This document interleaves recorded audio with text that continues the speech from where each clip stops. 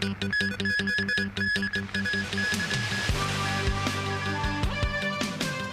proposed hike in protection for bank depositors in Hong Kong. The Ombudsman blames the lack of clarity and responsibility among government departments for delays in handling tree-related complaints. And in Thailand, the leader of Move Forward Party fails in his initial bid to become the next prime minister.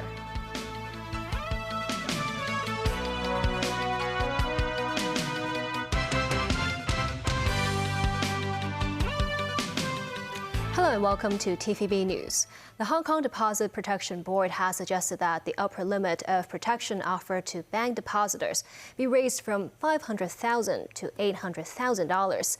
The proposal will likely take effect in 2025. A public consultation period which started today will last until October 12th. Veronica Lin tells us more.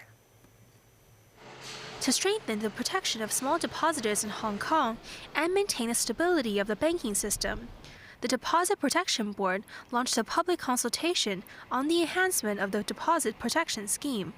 The board proposed that for each bank and depositor, the amount of compensation each client can receive will be raised from 500,000 to 800,000 Hong Kong dollars in the event of a bank failure. That includes depositors' money in Hong Kong dollars and in foreign currencies. The protection rate for depositors in Hong Kong will then go up from 89% to 92%. The real value of deposit protection will be up 21% to keep up with inflation. Today, the board explained why it had capped the protection limit at $800,000. We were trying to strike a balance between increasing the level of protection and maintaining a reasonable cost, especially the cost imposed to the banking sector through collecting more levy to satisfy the funding needs of the scheme. To cope with the higher insured amount, a proposal to charge members of the deposit protection scheme under a levy system, with the rates kept unchanged. In addition, the protection arrangement and appeal mechanism in the event of a bank merger have also been revised. Since the beginning of this year, numerous regional banks in the U.S. have shut down, and the banking crisis further escalated when Credit Suisse was taken over by UBS. Authorities said from 2006, none of the banks in Hong Kong have collapsed, and that the financial safety net is fairly stable. Meanwhile, financial services sector lawmaker Robert Lee said, regardless of the depositor, there must be a fee for using banking services. The most important thing, he said, is to show depositors and global investors that their deposits are well protected. Veronica Lin, TVB News. The Ombudsman found the lack of clarity and responsibility among government departments has delayed the handling of some tree-related complaints. Among them, the Lands Department once saw a backlog of more than 2,000 complaints, with some cases left unaddressed for months. In Tai Po last year, this toppled tree struck and killed a man. Last month, a 12-meter tall tree in Tsim Sha Tsui collapsed onto this car, leaving the driver injured. The city's ombudsman now trying to get to the root of the tree problem. Currently, different government departments take care of trees based on where the trees are located. The Development Bureau's Tree Management Office assumes a role of supervision and assistance. The Ombudsman's direct investigation report found disagreements often ensue over which department is responsible for certain complaints. Such confusion in bailiwicks affected around 1,100 cases a year, accounting for 3 to 6% of complaints. Under the current protocol, if a government department receives a complaint perceived to fall outside its purview, within 7 working days, the department should submit a preliminary report to the government central hotline 1823 and refer the case to the Tree Management Office. The government watchdog found some departments failed to redirect such complaints within the 7-day time frame. One case waited 195 days before a referral was made. That particular case was handled within 5 days when taken on by the Tree Management Office. The Ombudsman also found the Lands Department failed to handle more than 2,000 complaints between December 2021 and March last year. One case only received a reply after more than a year. For the Lands Department, I think because it is responsible for all the unallocated land and unused land in Hong Kong, which is about 1/3 of all the land in Hong Kong. So there are a vast number of trees distributed in different areas, including some remote areas. So there are difficulties in terms of the overall management. To address that, the Ombudsman suggests mechanisms be introduced for the Tree Management Office to step in when tree-related complaints are not handled in time. National Security Police have reportedly searched the home of activist Derek Lam this morning. Lam used to be a committee member of the now-defunct political group Demosisto. Sources say officers went to Lam's apartment in Sai Ying Pun, searched the premises, and questioned him. No arrests were made. Lam was asked whether he had offered financial aid to the self-exiled Demosisto founder Nathan Law, who is being wanted by the police. Earlier, Law's family was also taken in for a question by National Security Police. So far, 5 ex-members of Demosisto have been arrested for allegedly supporting Nathan Law financially through gains from an online shopping platform. The Security Bureau has slammed Democratic Party Chairman Low Kin-hei for misleading readers in a newspaper commentary. Low's article criticized the security chief's remarks about recent knife attacks. Low's opinion piece was published in Main Pao today. Last Wednesday, Secretary for Security Chris Tang asked the public to alert the police if they come across people who are mumbling or have strange expressions or show aggressive tendencies. Low says that could deepen the stigma and public misunderstanding towards mental illnesses. The Security Bureau hit back, saying Low took Tang's words out of context and was distorting his remarks. The second Chief Executive's interactive exchange question and answer session was held in the Legislative Council today. This time, lawmakers and the CE discussed issues such as boosting culture and tourism, as well as emergency response safety. Sharon Tang reports.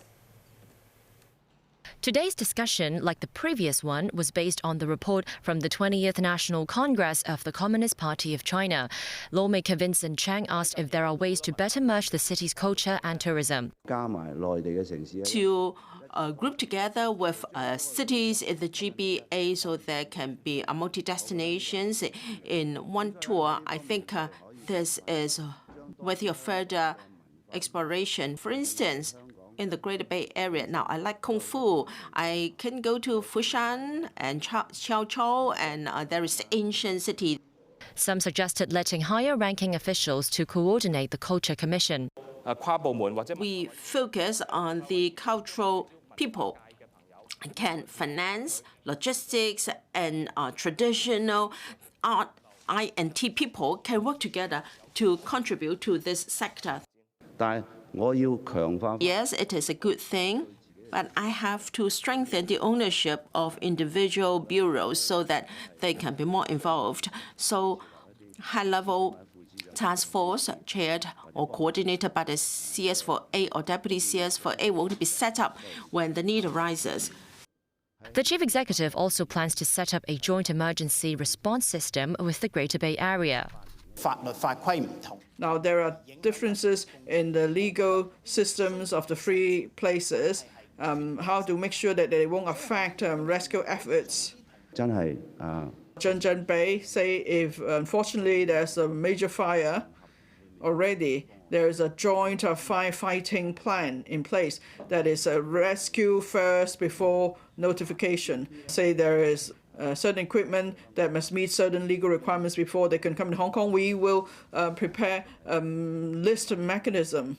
Lee added he hopes patriots can continue solving the city's problems with a creative mindset. Sharon Tang, TVB News.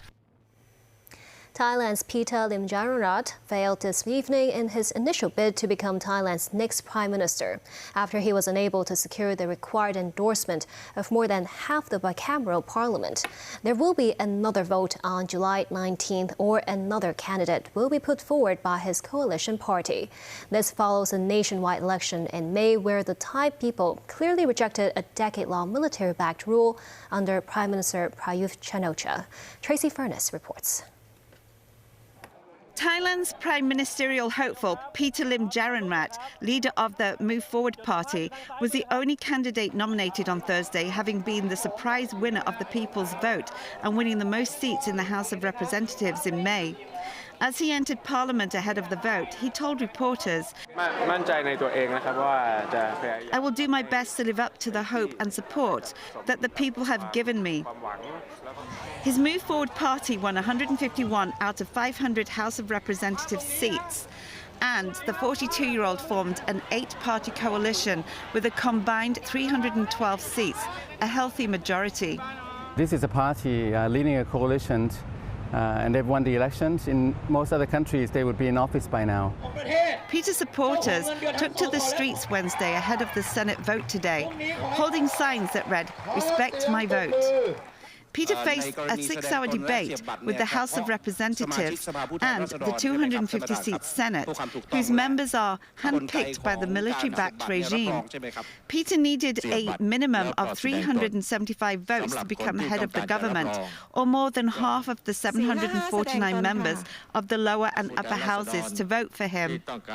One bone of contention between the progressive Move Forward party and the Conservative Senate is the campaign pledge of Peter's party to amend a law that makes defaming the royal family punishable by 3 to 15 years in prison. But on Wednesday, the Election Commission said it concluded there was evidence that Peter had violated election law and referred his case to the Constitutional Court for a ruling. The violation involves undeclared ownership of media company shares, which are banned for lawmakers. If the court accepts the case and finds him guilty, Peter would lose his House seat and face a prison sentence. But guilty or not, the allegation was enough to raise doubts in the minds of lawmakers voting for the next Prime Minister of the country. Tracy Furness, TVB News. The NATO summit wrapped up in the Lithuanian capital, Vilnius, with member countries vowing continued support for Ukraine in its war against Russia. But they stopped short of inviting Ukraine to become a NATO member. Instead, the group of 7 countries created a platform for Kyiv to negotiate bilateral agreements with each G7 nation. In addition to the formation of a new NATO-Ukraine Council, Ukrainian President Volodymyr Zelensky was happy to have at least received security pledges from the alliance.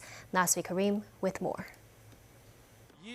Ukrainian President Volodymyr Zelensky came stomping into the NATO summit in Lithuania, holding a shopping list with membership top of his demands, only to be told firmly by the UK that we are not Amazon. In the end, the promises he received were almost as good as being part of the military alliance, and Zelensky had to be satisfied with strong security pledges from the United States and European allies. The group of 7 industrialized countries also launched a framework for bilateral negotiations to provide military and financial support. This means Kyiv can negotiate agreements with G7 countries, the United States, Britain, Canada, France, Germany, Italy and Japan. The newly created NATO-Ukraine Council also provides Ukraine a platform to connect with the 31 NATO member countries. These are all bridges leading to NATO, with US President Joe Biden telling Zelensky during their Vilnius meeting that actual membership for now is irrelevant.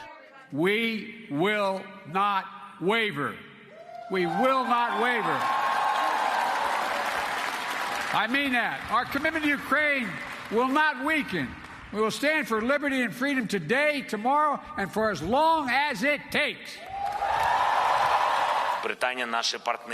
Zelensky adopted a more conciliatory tone after previously describing as absurd NATO's failure to provide a timetable for Ukraine membership.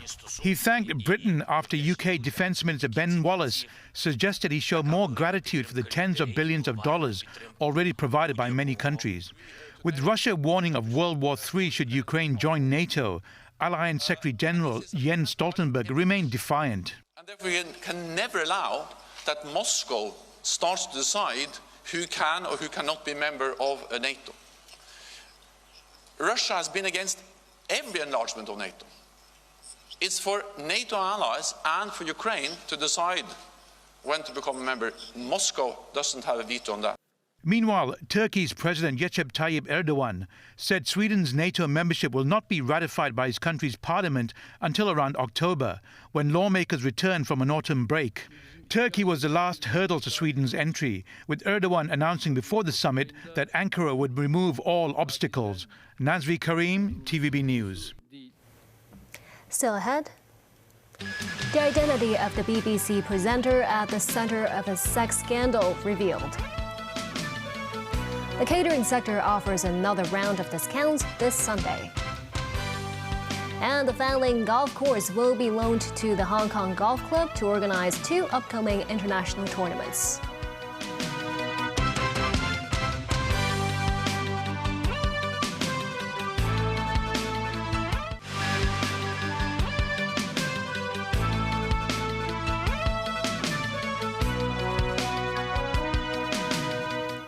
Welcome back. The identity of the BBC presenter at the center of a sex scandal has been revealed by his wife.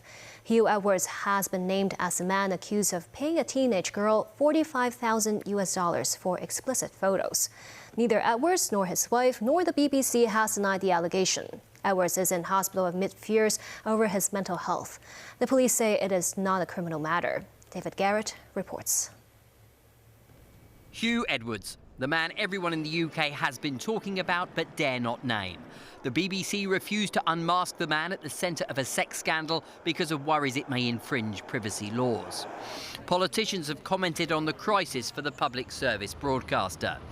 The age of sexual consent in the UK is 16, but images of someone under 18 can be considered as child pornography.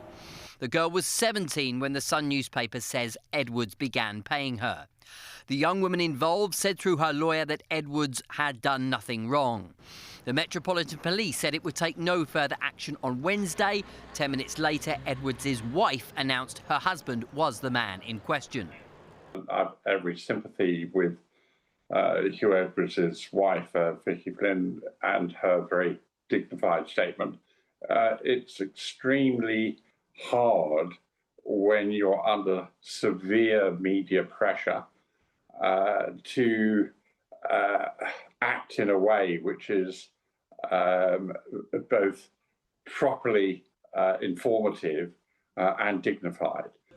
Flynn said she was naming Hugh Edwards out of concern for his mental health. She cited previous problems with depression and says he is now receiving inpatient hospital care. Edwards has worked for the BBC for nearly 40 years, the presenter of state occasions, from Trooping the Colour to the state opening of Parliament, for 2 decades. He's the #1 current affairs presenter and the highest paid BBC news broadcaster with an annual salary of $500,000. The tabloids say the publicly funded corporation still has questions to answer. What did the BBC know? Why didn't the BBC investigate when the young person's parents complained to them in May? What is the BBC going to do now everyone knows? It is not a BBC scandal. It so happens that Hugh works at the BBC in one of the most high-profile positions. But that's not the BBC's fault. They've done nothing wrong other than to turn this into some kind of BBC investigation issue, which was wholly misguided. Some say the BBC's image is tarnished and respect lost for their most trusted anchor, while others are concerned about Edwards' mental well-being and that of his family after being at the centre of a media maelstrom. David Garrett, TVB News. Senior diplomat Wang Yi said China will continue to deepen the comprehensive strategic partnership with ASEAN. Wang said this while attending an ASEAN meeting in Jakarta. He also said China and ASEAN are actively promoting the negotiation of the Free Trade Agreement version 3.0 and pushing for the full implementation of the Regional Comprehensive Economic Partnership. The RCEP is the world's largest trade bloc backed by China.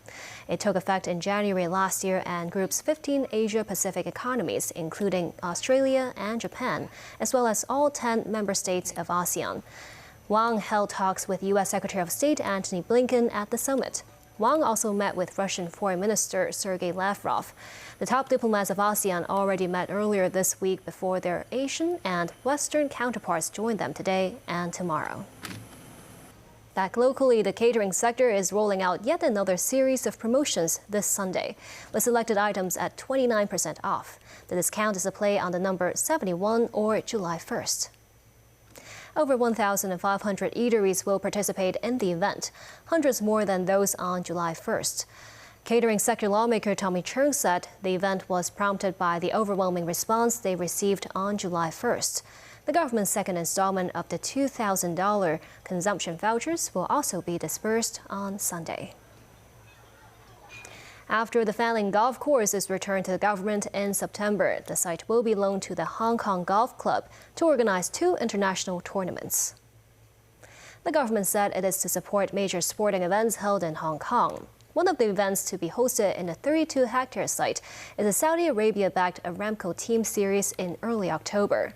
Secretary for Culture, Sports and Tourism Kevin Yeung said after the international tournaments end around December, facilities in the golf site such as walking trails and an inclusive park for pets will open in phases to the public. And that's the news. Thank you for watching.